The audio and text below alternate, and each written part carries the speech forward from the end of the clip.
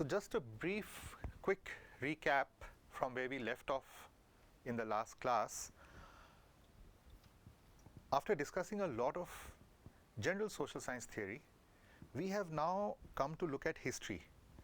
And today and the next class will be primarily about the application of these ideas, structuralist, post-structuralist ideas, to the field of history, how it happens. So we'll start with this, the implications that these had, and the two things that you need to think, or rather, well, let's say the three things that you need to think and keep in mind. One is the idea of the gaze. The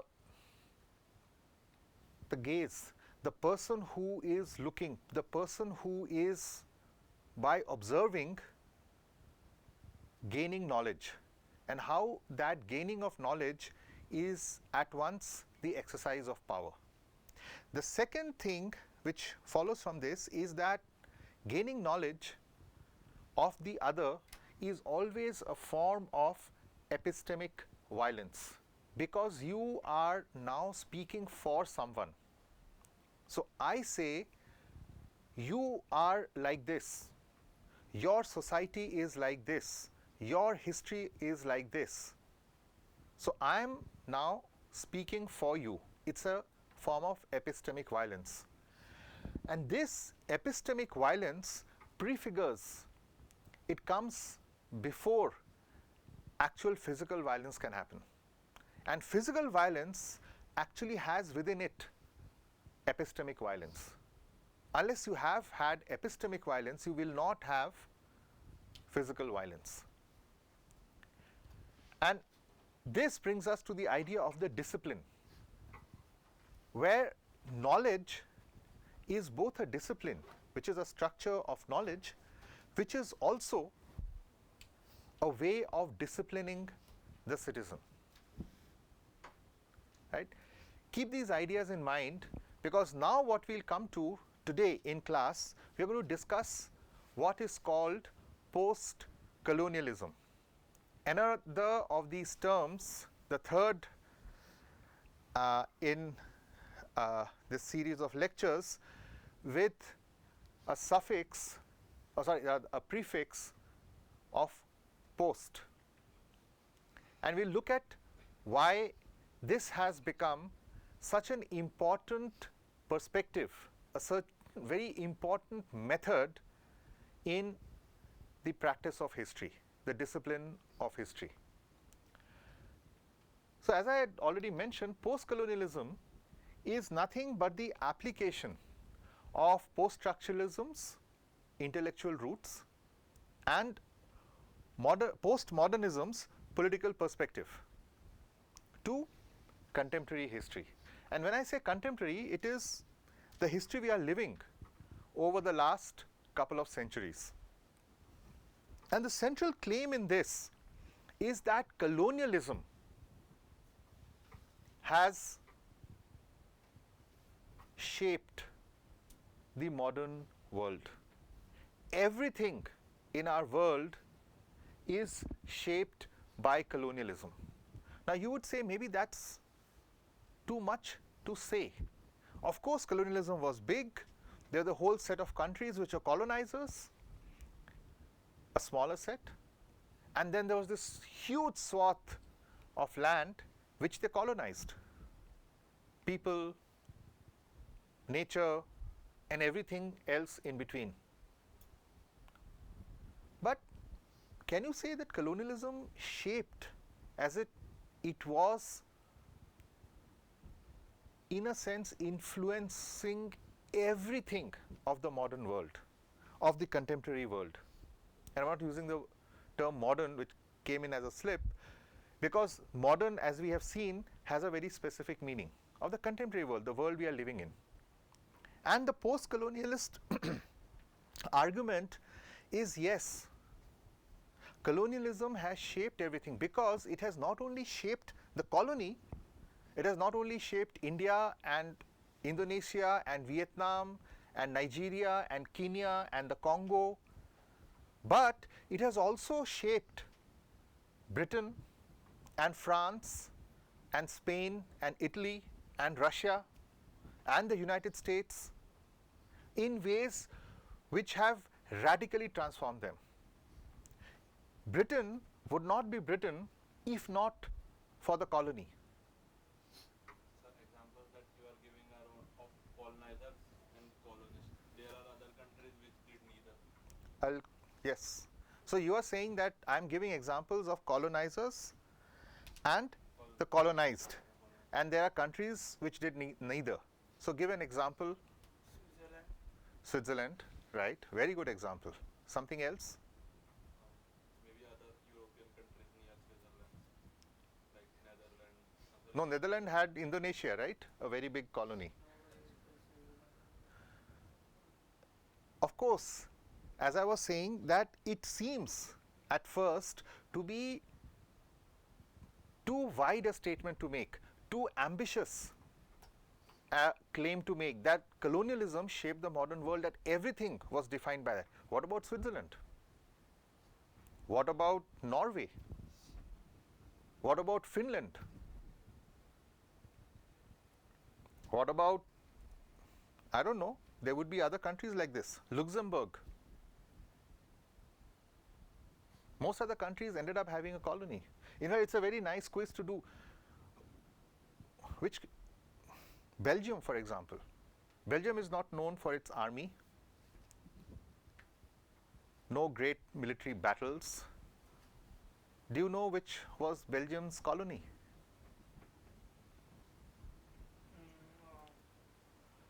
Where cocoa is made. Exactly, which is why Belgium, which doesn't grow a single cocoa tree, has its name to some fine chocolates.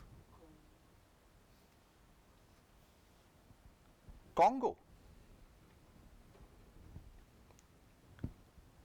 Portugal. Spain, of course. Italy. Germany, for example, the whole, there is a whole argument which says that the rise of extreme nationalism in Germany and in Italy, partly, was fueled to a large measure by the fact that they came late into the colonial race. And the Germans felt, across the board in fact, there were Marxist Germans, one man by the name Edward Bernstein, who said that Germany should also have its fair share of colonies to civilize. He was criticized by the other Marxists and thrown out and reviled, but he was there, very much a part of the Marxist party. So the thing is, even Switzerland, so the idea here is that it is not the physical access to the colony. It is the fact that, which we'll come to, the West was created as a monolithic whole. And we'll come to that, right? And the East was created, or the North and the South, as they say, the developed and the underdeveloped, in now where you don't have formal colonies anymore. And what they're saying is, your economy, your politics, your institutions, your economy, how you do trade, how your banks are organized, how your industries work, the whole industrial revolution. So for example, if without colonial cotton, colonial sugar, colonial labor, which is slaves and indentured labor, without colonial forests, without colonial markets, you cannot think of the Industrial Revolution. Economic historians have shown that the British Industrial Revolution, for about 75 years, late 18th to the middle of the 19th century, the English Industrial Revolution was based on about 2 to 2.5% of their GDP being reinvested in industry, their capital investments. That was almost exactly the share of colonial tribute that was coming into Britain. England would not have had the investable surplus to invest in the Industrial Revolution. The fact that overpopulation in Europe could be addressed by the export of populations to the colonies, the Americas, the Australias, South Africa, other places they tried, some places successfully, some places not. So you cannot think of the colony, their language, their food, their dress, their military, their democratic institutions, democratic within quotes. Everything is predicated on their being colonial powers. And colonial powers is not merely in terms of military and political control. Because they're coming from the post-structuralist intellectual tradition, it is actually the structure of thought. It's this binary of the colonizer and the colonized. This becomes the universal binary in which everything is seen. There's a colonizer and the colonized. The colonized is the one on whom knowledge is produced by the colonizer.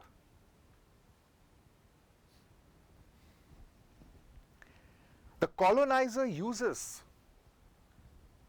the tools of the Enlightenment, rationality, enlightenment, science,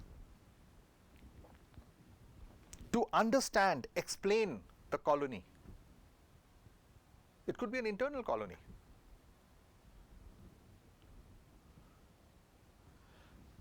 And the colonizer defines himself and then eventually herself through dehumanizing, by building this binary. And we'll see how this argument is fleshed out, by dehumanizing the colonized. That the colonized is the other.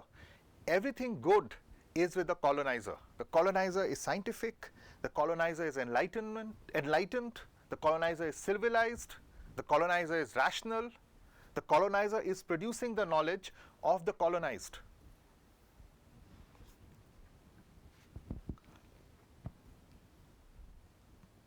In short, colonialism, according to post-colonialism, this historical perspective, this historical method, according to them, according to this theory, colonialism is primarily epistemic violence. It is a way of understanding the world, a way of structuring the world, a way of structuring reality, where you have the self and the other. The self is the one who has the gaze on the other. The self behaves like the colonizer, and the other is the colonized in everything. And then this becomes universal. So you don't have to be any more English or French. You could be anybody. The same skin, the same language, the same village. These relations, this binary, the colonizer-colonized binary, is recreated globally. And thus, according to this theory of post-colonialism, ending colonialism is to reverse the gaze. What you now need to do is for the colonized to look back at the colonizer and say, we look at you like this. We will produce knowledge about you. Because to produce knowledge about the other is to exercise power. So if the colonized says, we look at you and this is what we see. You say democracy, we say slavery. You say freedom, we say racism. You say progress, we say deindustrialization. We see it like this. We don't see it like you do.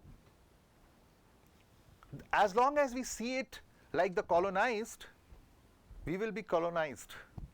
We have to reverse the gaze, erase that binary if possible. reclaim the subjecthood. The colonized has to reclaim, regain their own subjecthood. That we are people who can have our own perspective. We will produce knowledge because production of knowledge is exercise of power. So once we build the capacity to produce our own knowledge, we exercise power which allows us to break this hierarchical oppressive system, because we are reversing the relation, the binary. But as everyone says, it's easier said than done. Older ways of thinking, can they be reclaimed? How do you reverse the gaze? Because here reversing the gaze is not just to say that Indians look back at English and say, oh, you are this or that. The point is not to be within their epistemic world. Not to be within their epistemic world.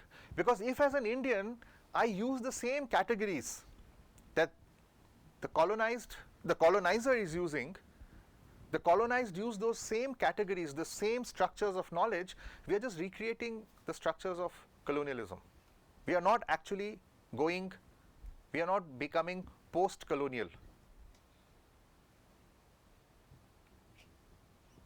So, looking at history through a lens of colonialism and how colonialism has affected everything, isn't this in itself an example of a gaze and an example of epistemic violence? You are basically looking back at events of history and saying a priori that these events occurred in this fashion due to this force of colonialism. And so you are saying that the claim, correct me if I am getting you wrong, you are saying that the claim that reverse the gaze, not reverse the case specifically, the previous claim that contemporary history has been shaped by colonialism. to even make the claim that contemporary history has been shaped by colonialism is a form of epistemic violence. Yes, in one sense, true. But what the post-colonialists would argue is that the violence of colonialism is there. It's the reality in which we are living. How do we break that? It is what has created our reality. It is oppressive. It is bringing in unbelievable levels of oppression and destruction, not just of human beings, of cultures, of nature, of everything. So how do we reverse it? So the reverse is actually an exercise of power. And this is what the next slide will tell you, because one of the first theorists of post-colonialism, who didn't call himself a post-colonialist actually, but very, very influential is, he actually makes that claim. Frantz Fanon, he makes the claim that reverse violence is essential to break colonialism, because it is such an overarching epistemic field, it's such a strong discursive field, that it is impossible for anybody to be able to overcome that without actually, because physical violence prefigures, epistemic violence prefigures physical violence. He says just to break this epistemic violence, you also need physical violence. You just need to physically break the structures that this episteme has created. This way of looking at the world, this structure of knowledge, the world it has created, to break that you need cathartic violence. So these are two books which are most famous, Black Skin, White Masks, which is why I called it Frantz Fanon and the Coconut. The coconut is, typically it's a lot of desis in the US now, but in any white country. So you're still brown on the outside, because unless you're Michael Jackson or you have skin pigmentation issues, you're not going to lose your brownness. A shade of brown, right? Ranging from black to pale yellow. You're going to be brown, but inside you want to be white like a coconut. You want to be as white as possible. integrate. And yes, we have South Asians, Desis, are the best coconuts. You ask any American, they'll say they're the best integrated people into American society. They're perfect coconuts. They're very white in the inside. Their white masks are very well put on. So his thing was, colonialism does this. Black skin has to wear white masks. He was not still, post-colonial theory was still far away into the future. These books were written, I think Black Skin, White Masks was written late 40s. I think it was published 51 or 52, 1951, 1952, sometime like that. And Wretched of the Earth was, I think, published about 10 years later, sometime in the early mid-60s. And this whole post-colonialist theory comes only in the 70s, after all the world more or less has been decolonized. And people are saying that just political independence is not enough. And that point, that political independence is not enough, was not something which only post-colonialists said. A lot of people said it. Gandhi said it. The communists in India said it. A lot of congressmen said it. It's not enough. For that matter, Nehru's Tryst with Destiny speech at the midnight hour when India got independence is that political independence is not enough. Ambedkar said that. Post-colonial theory comes later with a radical new interpretation of this statement, that political independence is not enough. They're saying we are colonized by structures of knowledge. Our way of looking at the world is such that even if we throw out all the whites, our own tradition, our own food, our own social relations, our own clothes, our own cities, everything, relations, the way we look at nature, the way we look at religion, the way we look at everything, history, is structured by colonial knowledge. And we need to break out of that, because as long as we do that, we might be black or brown, but we'll be wearing white masks. Our gaze, we will be looking at the world like the colonizer. And this is what Fanon said. Fanon said that this thing, colonialism destroys the colonized by dehumanizing them. Because you are saying that the colonized have no ability to think for themselves. We have to put in the equipment through which they'll think. And the best are those who can think as closely to the whites as possible, to the colonizers as possible. So, you don't colonize just the body, the physical world. You have to colonize the mind. The black, Fanon was black. In fact, that is his image there. He was black. And his thing was, and he was a French-speaking black. He was born in Martinique, a French colony. And his thing was that he was a psychiatrist who said that colonialism creates the biggest social mental health problem, because the whole mass of people who are colonized have a mental health issue, because they are living, in a sense, their consciousness is fractured. They have black skin, but they have to constantly wear a white mask. They have to look at the world as whites. Everything is made sense of only through categories which the whites have brought in. And this mental violence is what creates the servile population. You accept, you are hegemonized by those structures of thought, that way of looking at the world. That epistemic violence has been successful on you. And he says the way to fight it is, of course, to critique colonial thought, colonial ideas, colonial ideologies, but also, he said, for colonized populations, anti-colonial violence, killing, burning down, destroying the symbols and markers of colonialism, whether it's white populations, whether it's buildings, whether it's systems or ideas which are instituted by colonialism, is cathartic.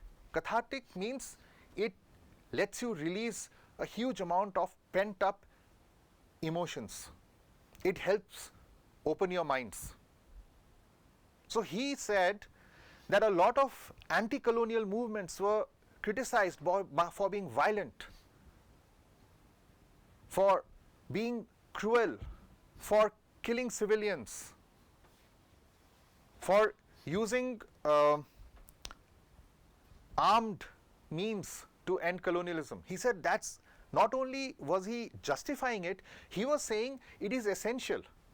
Without that violence, without that physical violence, you will not be able to break out of the epistemic violence that you have faced, the mental slavery that you have.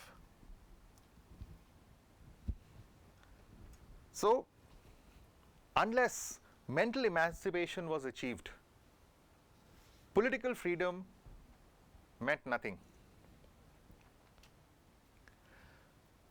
There were, of course, other ideas, other theorists, but Fanon was at that time and has remained since one of the central theorists of anti-colonial thought, whether it's post-colonialism or any other form, all over the world. So he was very active in the Algerian Revolution, the anti-French movement in Algeria.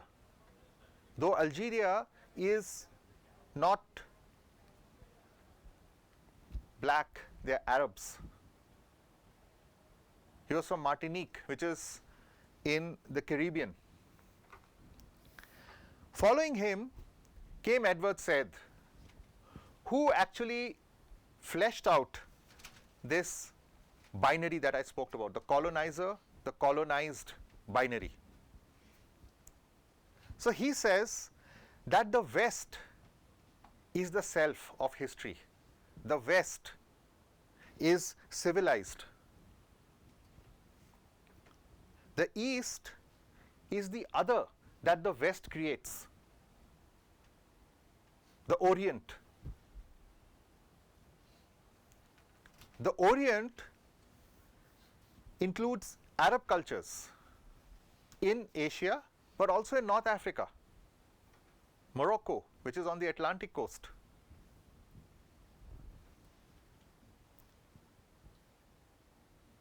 Baghdad, which is firmly in Asia, Cairo, all of these, the Arab world, then India, China, Southeast Asia, all of these are lumped together into the Orient, the East. So much so that even areas are now called Middle East. Why is, say for example, Palestine and Syria, which is the westernmost point of Asia, called the Middle East? Because there was something beyond that which was also the East, the southern shore of the Mediterranean was also the East. And then the Far East was China, Korea, Japan, and then in between the Middle East and the Far East, you had the Indies, India. All of this was lumped into the East, which was savage, barbaric, cruel, the opposite of what the West was, which was civilized. Why was the West civilized? Because it was rational. It could make mistakes, but it was rational. It knew how to analyze its own mistakes according to reason and work on them. Whereas the East was irrational, it was emotional, stubborn, not willing to listen to reason. The West, because it was civilized and rational, was progressive. Eventually, things would get better because the application of reason. So things may not be really good now, but we know, we are working for it, we understand it, we'll break it down into its component parts, fix each one, move ahead. Society is going to progress. Whereas the East is traditional, they are reactionary. They are backward, and there is nothing for the East to come out of it. The only way the East can come out is if it starts using the categories of the West, reason, science, right?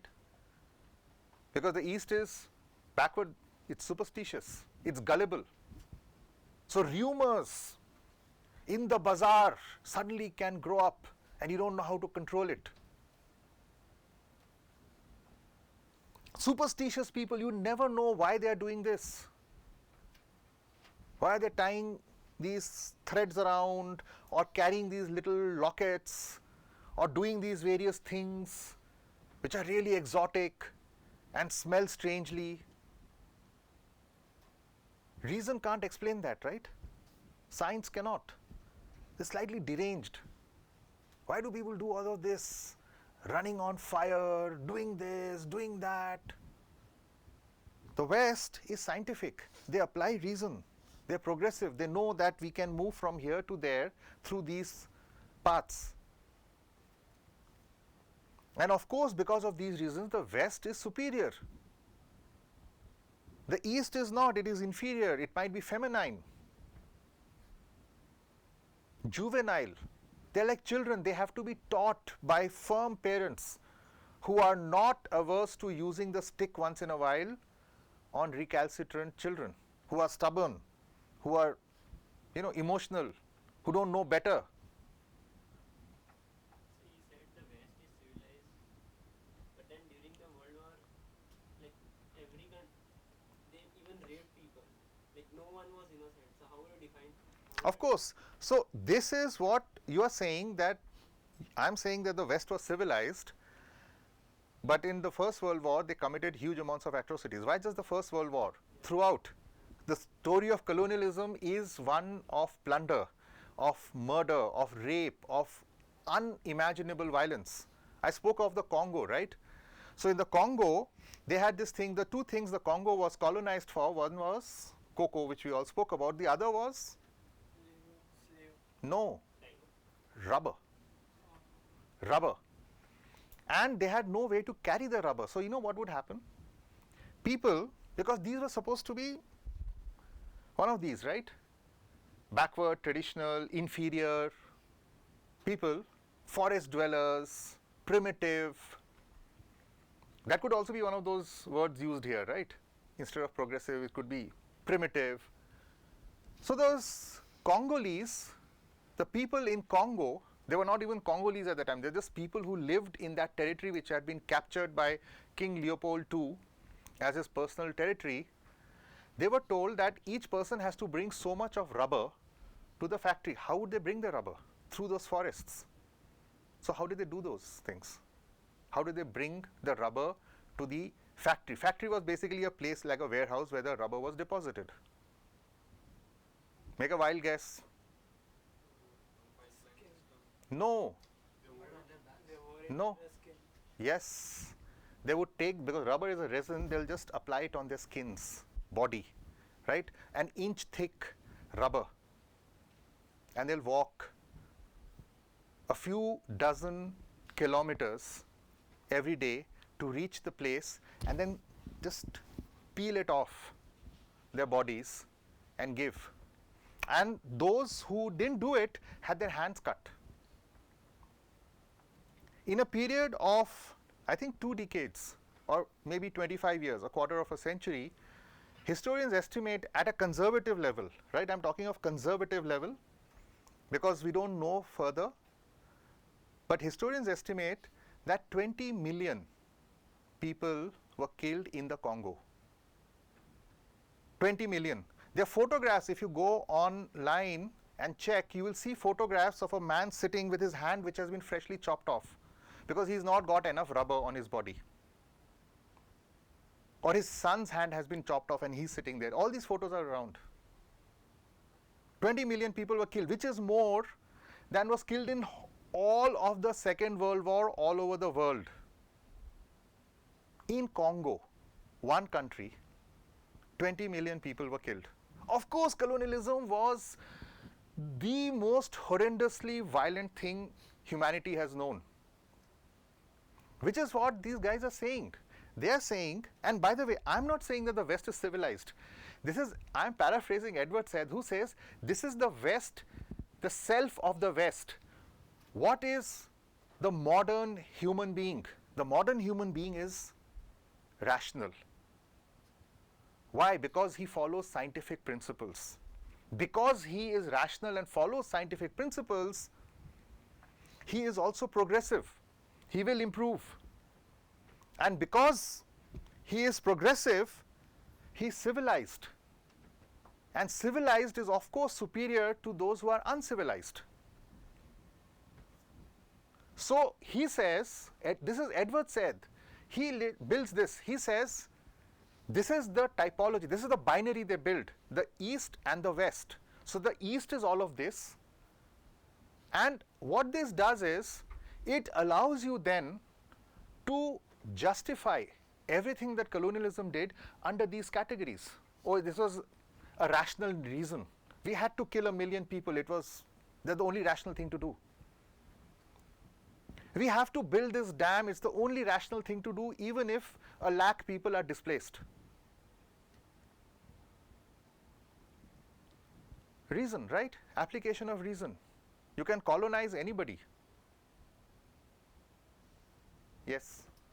So, rationalizing violence on others is one thing when you think you're superior, but how did these Western colonial powers consider themselves scientific when most of these were religious monarchies?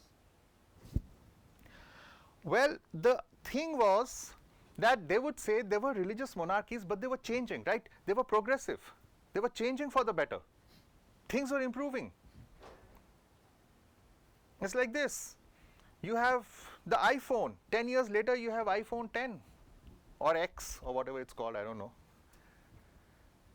But were the monarchies, were those So you still have a monarchy. England is a monarchy. They went mad because some guy married some girl.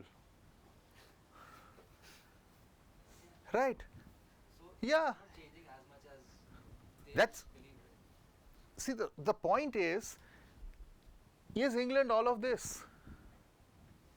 My question is, how, if they are not, how can they believe themselves to be? How can they be so That- delusional?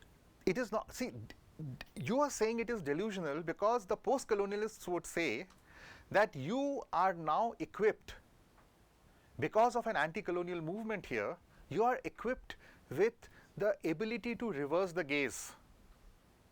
You can do this. You can reverse the gaze and say, what about the First World War?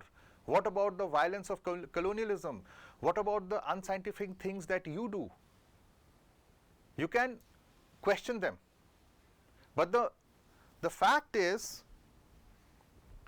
this is the claim of colonialism, that we are the West, and you see what he makes very important point is that it is not a geographical term, it's a cultural term. So New Zealand, which is the most east thing you can think of, other than perhaps 1 or 2 islands in the Pacific, is actually the West.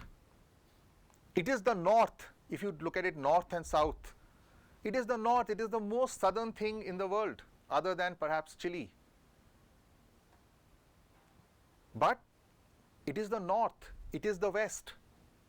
The West is cultural. So, for example, in South Africa, the Japanese, in the 70s and 80s, the Japanese were honorary whites.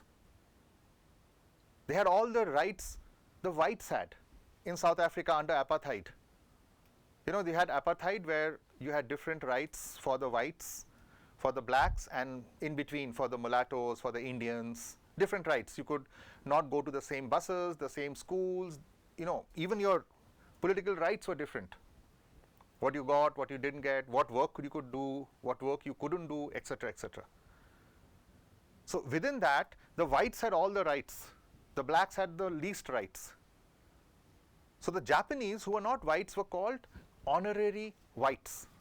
And not just in South Africa, this has been a 19th century phenomenon. The moment Japan became an industrial power, they got the right of being called honorary whites. So he makes this point that the West is actually a cultural term. It's not a geographical term.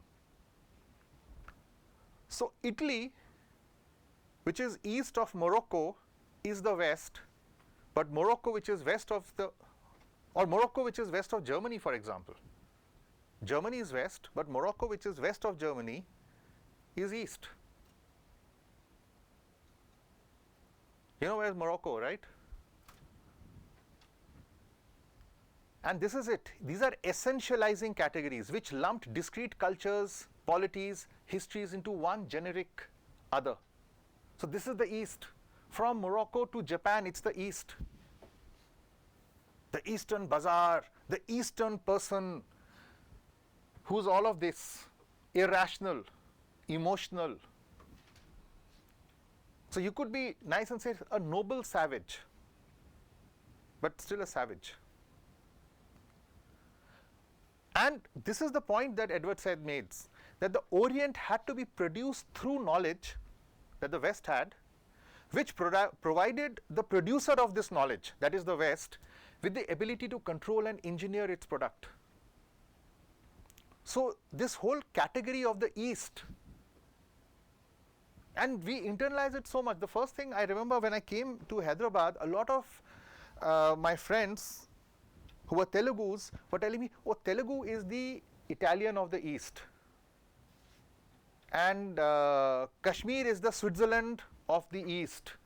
And everything is something of the East.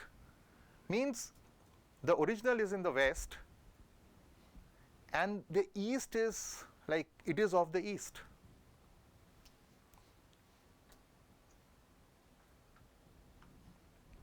The Marwadis are the Medicis of the East.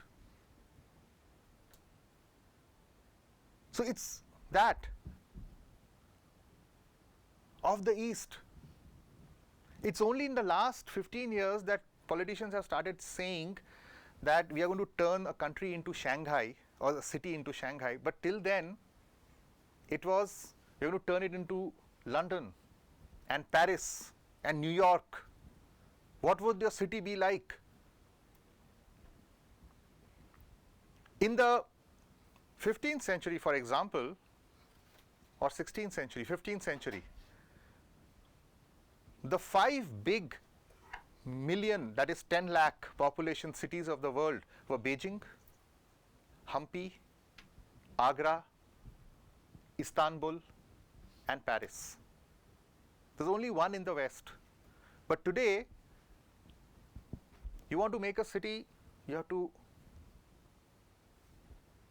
The Orient was produced through knowledge. This whole idea of the East, which is all of this.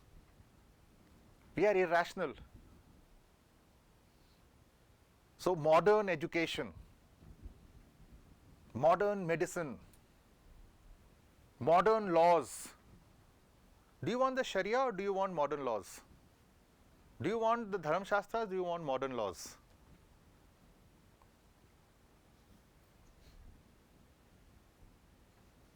Of course, that is not to say, but the point is that they are making is that there was a certain epistemic violence involved.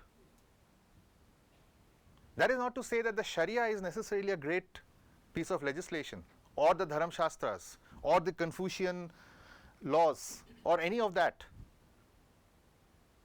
But the claims that modern law makes for itself, according to the post-colonialists, are basically an epistemic violence where the West is setting itself as the self and the East is the other.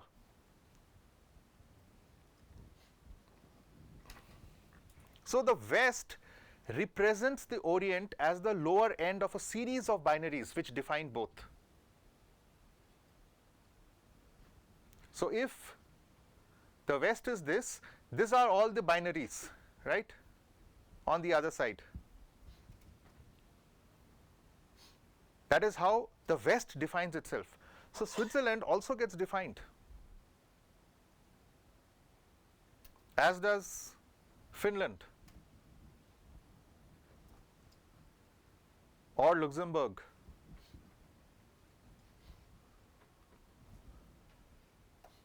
So to go back to what we are talking about,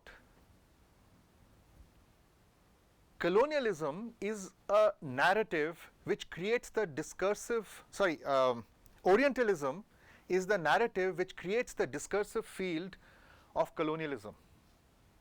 And we are all living within that discursive field. We cannot break out of it because the structure of these binaries define everything.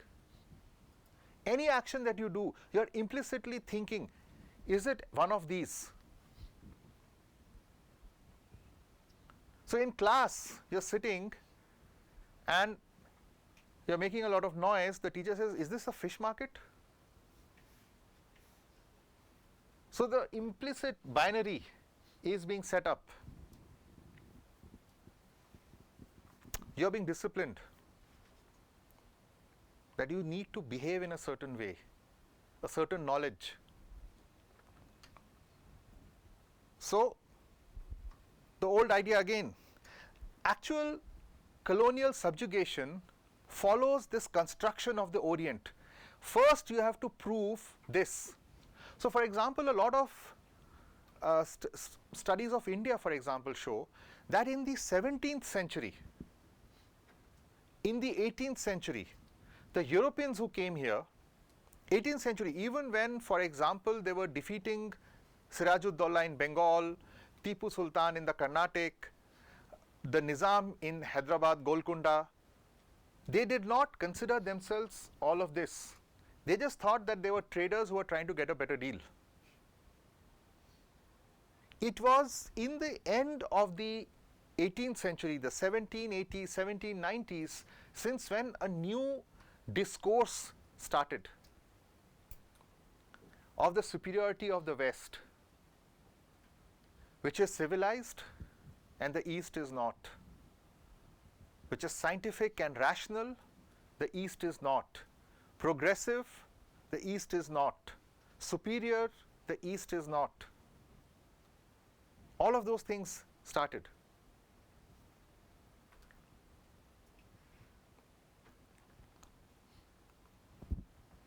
So this is the copy of his book. Nice drawing, right? A painting which shows you how all the stereotypes that the West has about the East, strange, exotic, you don't know what is happening. Why is this naked kid? The kid is being sexualized. There's a snake. For what reason? There are all these old men sitting, right? There's a lot of wealth, of course, but it's also squalid. There's this strange, exotic. You cannot really explain it through reason, scientific terms. The words you will fall back to are one of these: traditional, superstitious, juvenile, reactionary, backward, irrational. Look at that painting, right? This is the gaze. This painting is not how the East draws itself, represents itself, if there is anything like the East. But there isn't, right? The way the Chinese represent themselves is very different from what the Southeast Asians do, is very different from what the Indians do, which is very different from what the Persians do, which is different from what the Arabs do. There are similarities because ideas and thoughts and styles and skills, all of these travel, but this you can clearly see is the gaze of the colonizer, the superior, who's looking at something who's like exotic, but like slightly scary. You never know what's going to happen. It's almost like the jungle is there. It's not organized, it's not rational. So, what Edward Said says is that the Orient can only be known through Western categories of thought. Once you create this Orient, you then flatten out all the historical particularities. You have created this binary, the West and the East, the Occident and the Orient. And Oriental ism, it's an ism, right? What is an ism? Ism is a ideology, a perspective. Just like post-colonialism is a perspective, it's an ideology, which says that we need to break this epistemic violence by reversing the gaze.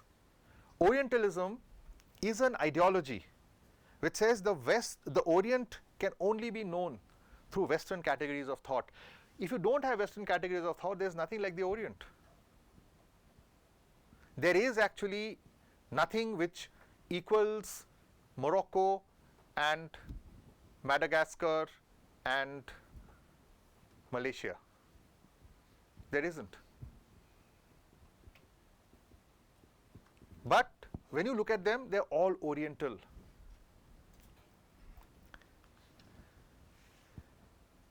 And these categories, then colonialism was the application of Orientalism.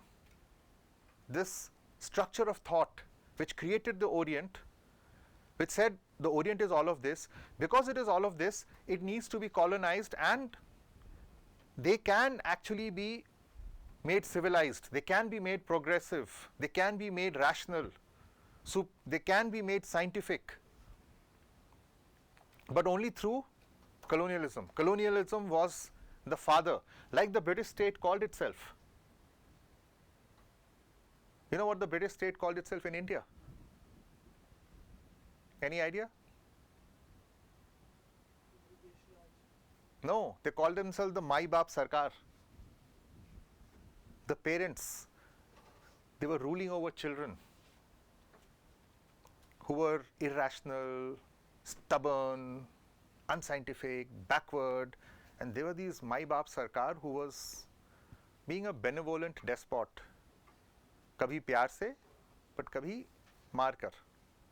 You are improving them, making them civilized, teaching them, telling them you can also rise, learn, adopt our ways of thinking.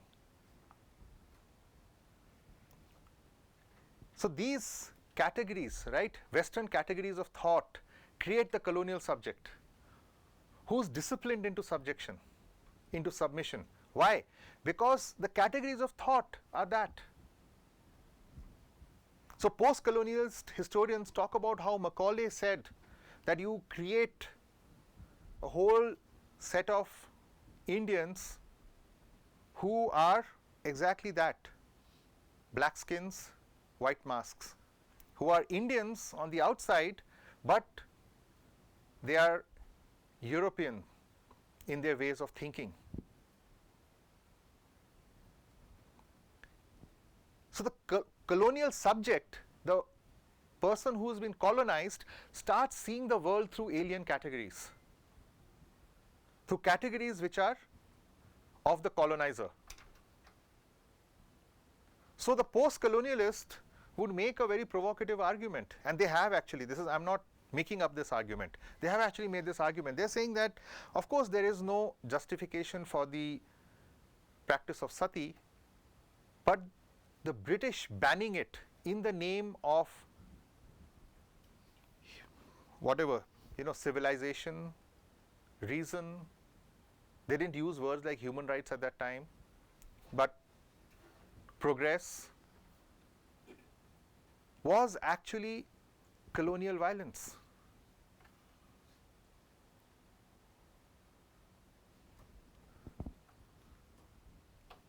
And what Orientalism does, because it becomes so hegemonic, it becomes the narrative within the discursive field. Orientalism, that's how you're looking at the whole world. Everything is East and West. civilized and uncivilized, progressive and backward, is that it normalizes the European gaze. All of us start looking at the world like that. So, non-European histories are erased. Indian history has to be looked in through Western categories. So, a king is good and a king is bad, a period is golden or a period is dark, according to categories of Western thought. Delegitimizes non-European ways of being. So you have ways of being which are different. They might have good things in them, bad things in them, that's not the point. But the judgment passed on them is coming through this binary of the colonized and the colonizer, which has been created by Orientalism. This ideology of Orientalism, this perspective of looking at the world. So, non-European ways of being are delegitimized. At what age will you do what? Who will do what? Who will not do what? Why? How? All of those. And Edward Said claims that this normalizing of the European gaze, it becomes the norm. It is through which all of us are now seeing the world. Is what allows us to see this destruction of the colonized world as progress and civilization.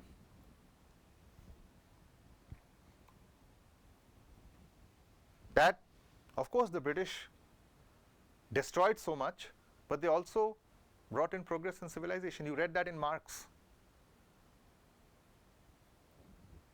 So Edward Said says that actually there is no substantive difference between Karl Marx and, say, Lord Dalhousie. Lord Dalhousie was an aggressive colonialist. Karl Marx was a radical who critiqued colonialism the way he defined it, but actually they were the same. They were creating this Orient. For Marx, there was this Orient. And that had to be civilized. Maybe not in the route that Dalhousie said, but another route, but the journey is more or less the same destination. They had to be civilized, made rational and scientific. And everything that is not rational and scientific has to be destroyed. Destroying anything which is not rational and scientific is finally progress.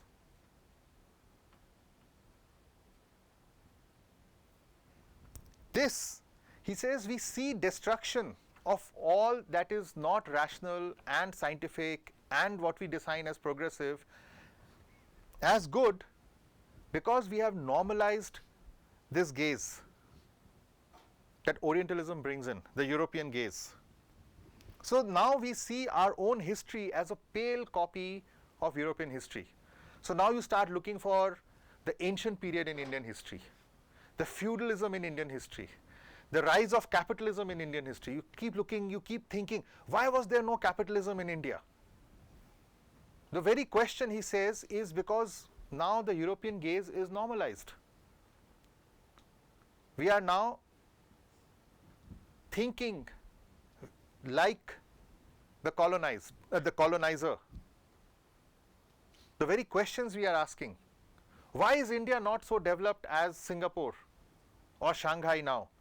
What is the great thing about Shanghai? That in 20 years, the south bank of the river, which was the rice farms, has now become this megapolis of skyscrapers with magnetic levitation trains, with, you know, all the trappings of modernity.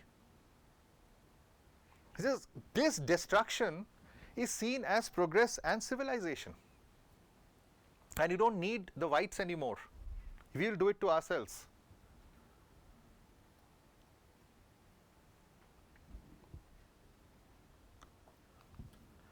So they have this idea of the post-colonial condition. Actually, I had put this picture when I was discussing Fanon, right? So you have these poor Africans who are dressed like Europeans in some agricultural field. It's doesn't make sense. Like you see all these, sometimes I see these executives running around wearing these ties, silk shirts, jackets, and I have to keep the AC on really high because you have all these glass-fronted buildings that are being made here, because it makes great sense in the northern hemisphere where the sun always comes at an angle and is never strong enough, so you need the glass to bring in all the sun inside and not let it go out. It doesn't make sense here. But you have to do it. Your idea of beauty is that कितना खूबसूरत बनाया है. A hideous piece of glass and concrete and steel, क्या खूबसूरत building है. Because you're looking, right? But what is the post-colonial condition? The post-colonial condition, according to these scholars, is not something when the colonialists have gone away and now you are at least politically free, so you can start working on emancipating your mind. They say that the post-colonial condition, just like the post-structural condition, accepts the fact that colonialism is a fact of life now. You cannot get rid of it. It has changed your world in ways where, right, you cannot recover what was before colonialism. The world has changed forever. There is no way you can go back and recover some pure pre-colonial past. It is impossible.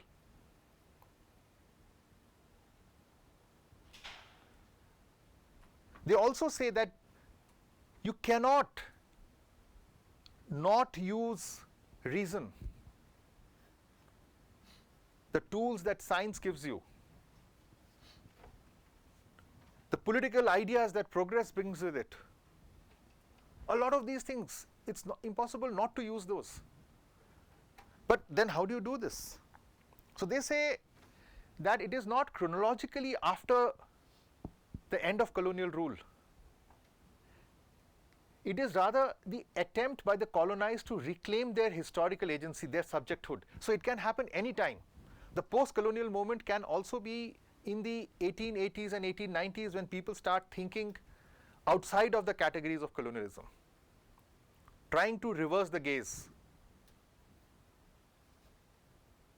Can you start doing that? That's a post-colonial moment.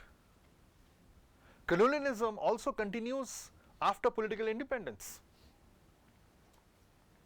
In your architecture, in your dress, in your food, in your God knows what else. And the post-colonial condition can be there before you got independence. So a lot of the post-colonialists would argue that Gandhi was actually a post-colonialist because he was trying to break these binaries. He was trying to think outside the categories of Western thought.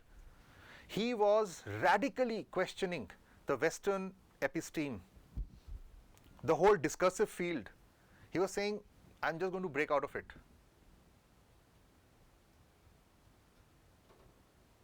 So that the attempt to recover your autonomy, when the world you live in has been created by colonialism, there is no way to go back. You cannot unspool it. It's not a YouTube video where you can sort of do the 10 seconds back and 10 seconds back and then finally reach a point where you say, अच्छा अब यहाँ से फिर से शुरू करते हैं. It's already done. Our cells, our societies, everything, our culture is now irretrievably marked by colonialism. But what we can do is be conscious of the knowledge power grid, which has been normalized by colonialism, and it is this knowledge among the colonized that will free us. That there is this knowledge power grid which is recreating us. I am what I am. We are doing what we are doing, the type of economy, the culture, the politics, our ways of looking, our basic instincts have all been created by this. This is an exercise of power over me. How do I reclaim my subjecthood?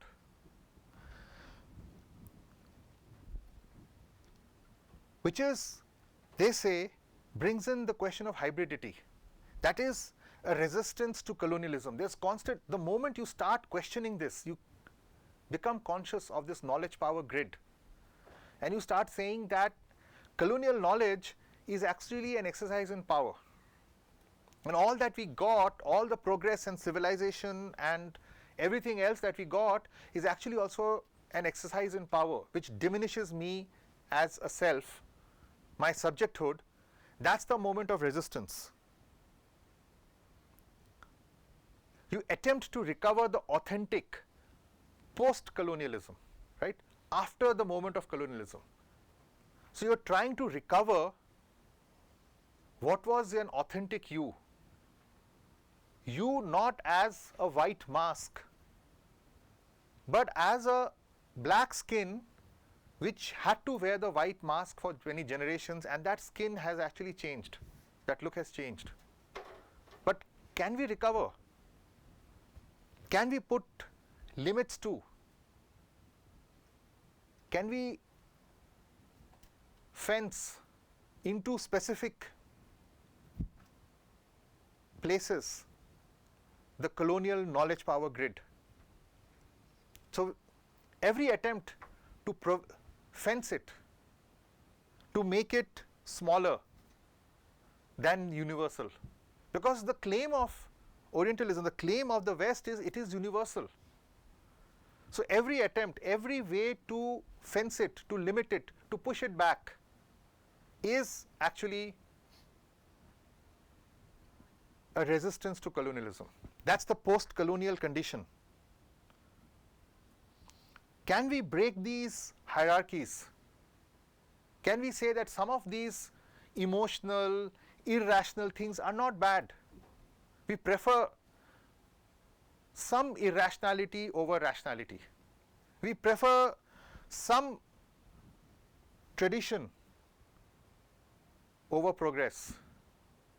That we prefer some emotions over rational considerations. That itself is, and what does this create? A new self, but that self is never a pristine, autonomous self. That's why the idea of hybridity, that you are always a hybrid. You will not ever get this, there is no authentic self to be created. You will always be hybrid. And post-colonial theory then argues that it's not just the colonized who are hybrids. The colonizer is also a hybrid. They have been marked by colonialism. Their societies have changed radically because of colonialism. So, I don't know whether this argument has been made, but from within this perspective, an argument can be made, for example, that it is colonialism, the colonial condition, which is creating Trump. The fears, Brexit, those societies are dealing with it in some of the most violent manners. You're building walls, you're creating violence within your society, the xenophobia, the killing within itself is all radically changed those societies. Those societies are hybrid too. Whether it's the language, whether it's the novel, whether it's just the population. In London, I'm told, or New York now, a significant, I think about a third, or you can actually Google this. I read this as a newspaper thing. I don't know how true it is, but just visually it seems some of these cities, about a third of the population is various shades of non-white. They're saying soon it will be more hybrid populations. Their food, their language, their aesthetic sensibilities are also changing, hybridity. Their own certitudes about themselves. Are we civilized? Are we really progressive? Are we really rational? Are questioned. So, there's this whole thing, for example, this whole post-structuralism, this whole post-colonialism, the idea, of course, asks these questions. If it was all of this that the West claimed for itself, whence Hitler?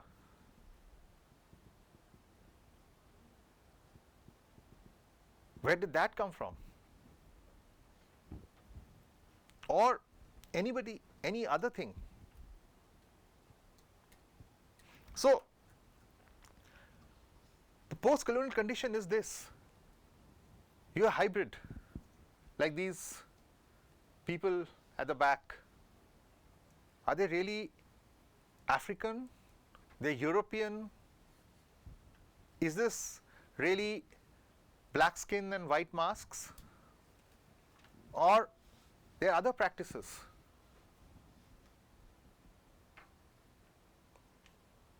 So what we call the traditional marriage in India, how has that changed? Same way.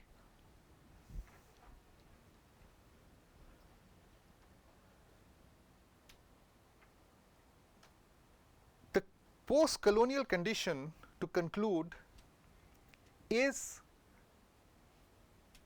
like colonialism, something in which we are all engaged. We live the post-colonial condition. Because colonialism, in a sense, has shaped the contemporary world, the post-colonial movement is what defines all of us. Everybody is dealing with colonialism. And everybody in that sense is trying to reverse the gaze. Everybody is trying to find their authentic selves, which have been completely transformed by this new structures of thought. Hybridity is the condition in which the world lives.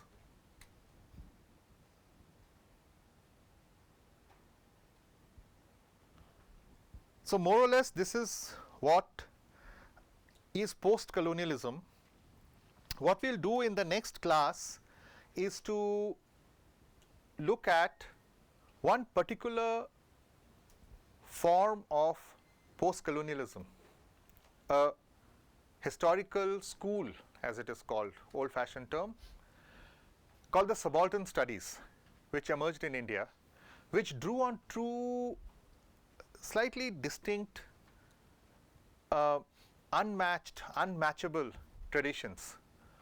One was this post-structuralist influenced post-colonialist tradition of thought, and the other was a certain Marxism which came through the ideas of an Italian Marxist by the name Antonio Gramsci. So, using elements from both, a set of historians and social scientists in general worked to build up a new way of looking at colonial history. And Subaltern Studies, they were called Subaltern Studies because they said that all history till now that has been written, forget about the colonized and the colonizer, actually replace those words by, instead of the colonizer, the elite, and instead of the colonized, the subaltern. The subaltern is a word from military jargon. It's French word. It basically means a soldier of lower rank. So this basically they meant people who were subaltern, meant people of lower rank, lower position in that binary, the elite subaltern binary. And they said all history, why just colonialism? All history, even within the colony, there is the elite subaltern binary. And you can't talk of Indians, you can't talk of Indonesians, you can't just talk of Chinese. There is an elite subaltern binary within that, within Indians, for example. And all history is written by the elites. That's their epistemic violence. Can we recover, can we break the knowledge power grid of elite historiography, whether it's nationalist, whether it is right wing, whether it's left wing, whether it is communal, whether it's liberal, whether it is Hindu, whether it is Muslim, whether it is a white man writing it, whether it's a brown man writing it. Irrespective of that, historiography has been written by the elites. The subalterns, who often had no education, often no literacy, no books, no ideas of rationality and science and progress, they were looking at the world very differently. Can we recover their gaze? Can we go back in time and see how the subaltern was looking at the world? What were they saying? And that would be instructive, because that is the majority of the people at any given time in history. So how were they looking at the world? What were they saying? And they not only made this claim. Now Edward Said wrote a book which was basically based on secondary sources. So he looked up a lot of other scholars who had worked on these societies, philosophers both in Europe and in the Orient, what he said was created, and he built up this theory. The Subaltern Studies scholars actually went a step ahead. They started writing new histories. They went and said, nobody has written about this. Nobody has even noticed this. So they came up with new concepts, new methodological tools of how to do history, how to write the history of the hunt from the perspective of the lions which were hunted. So that is what we are going to look at. And that became, interestingly, that became a very influential trend. That became a trend which originated in India, drew on all this European thought. Mind you, for all its claim that, European gaze and European this and European that, post-structuralism, post-modernism and post-colonialism all emerged more or less out of Europe. The Europeans mainly, with a smattering of non-Europeans, and the non-Europeans were firmly established within the European academy, who were saying all of this. Interestingly, the Subaltern Studies was the other side round.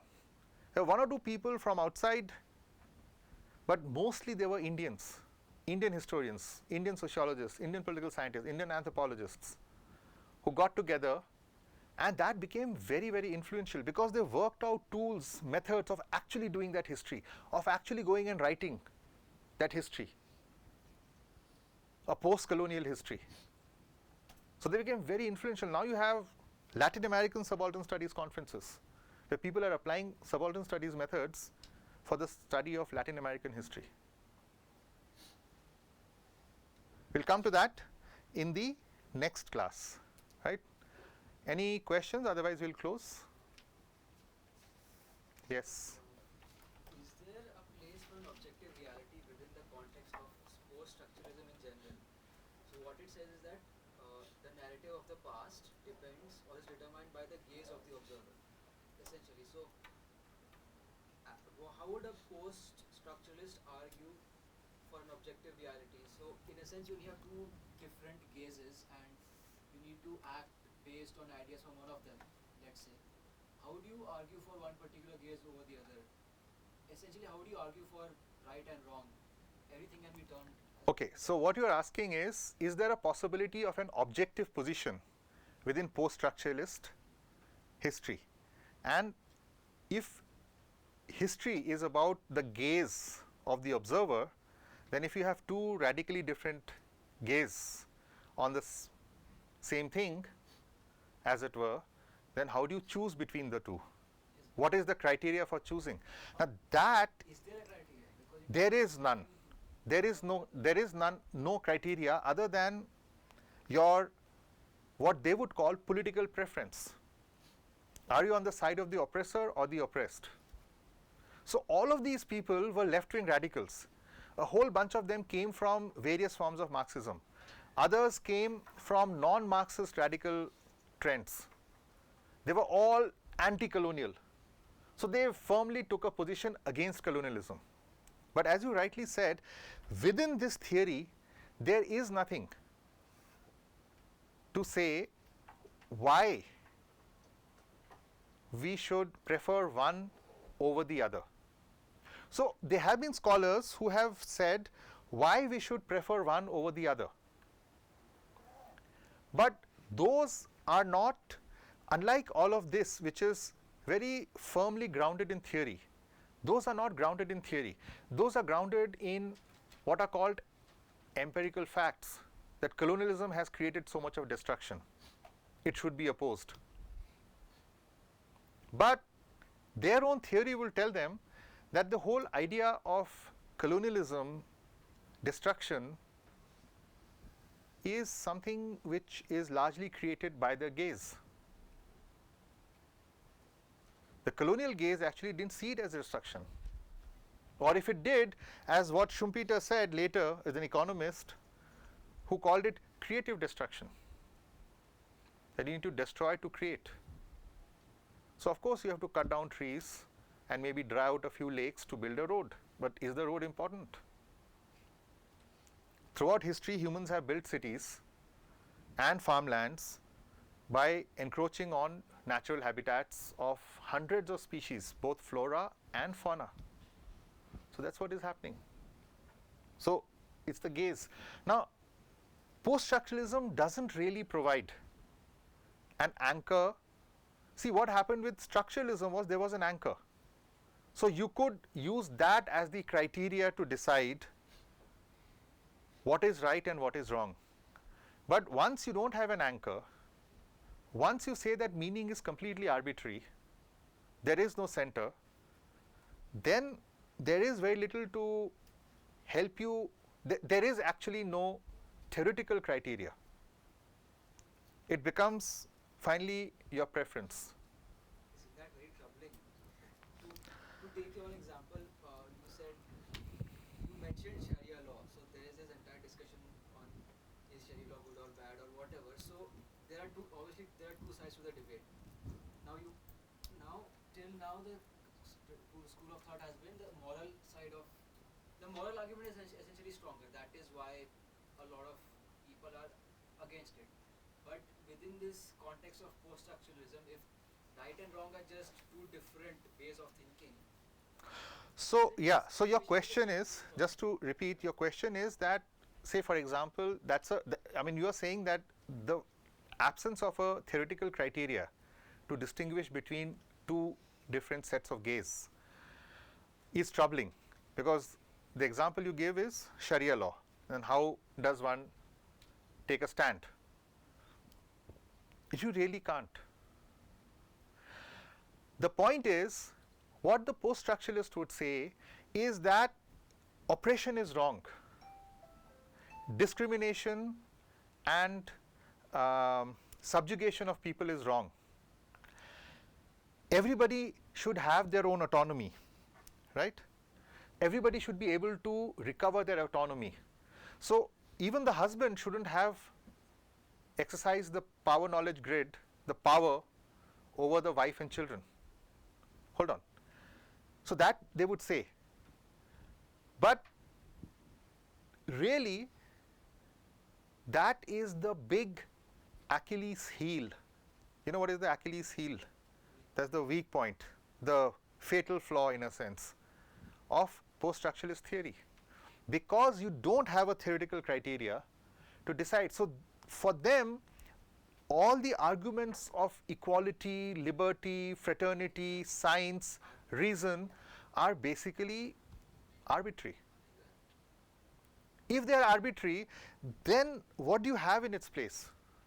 So there will be a whole set of Marxists who would argue that, well, you know, liberty and equality and fraternity has to be defined in a certain way. Science and reason has to be defined in a certain way. Once you define it in a certain way, then the world falls into place. And then you have a criteria. This is right, that is wrong.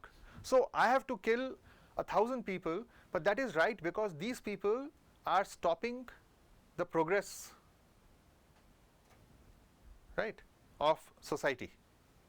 Or I have to incarcerate so many people because they are stopping the progress of society, which has been defined in such a manner.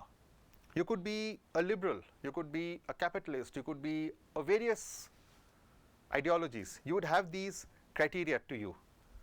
Post-structuralism actually doesn't give you that criteria. So one of the criticisms rather of post-structuralism is that it opens the field for a very radical relativism. So there is often relativism which says that it's difficult to decide between two worldviews, and we need to look at both the worldviews as full life forms with a lot of internal differentiations, nuance, etc., etc. But you still have a criteria to decide.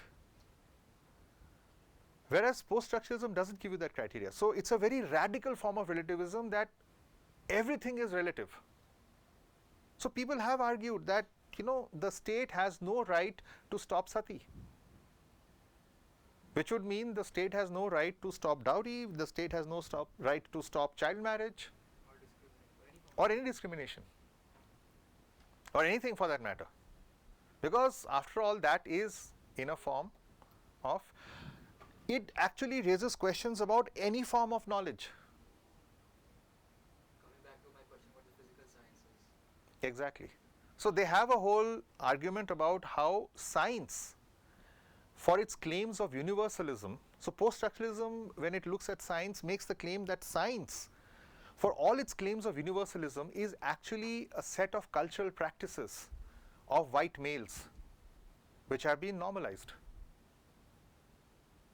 And there are other ways of dealing with nature which, within those discursive fields, are equally effective.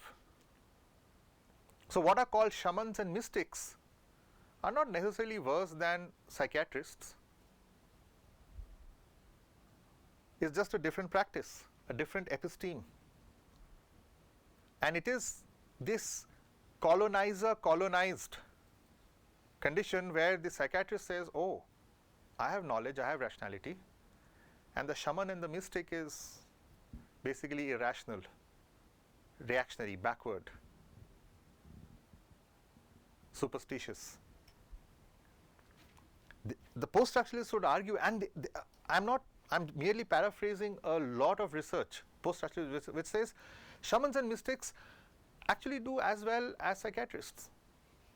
Mental health in a lot of these societies are actually far better than societies with psychiatrists. Crime rates often are far better in societies without the rule of law, without the fundamental rights.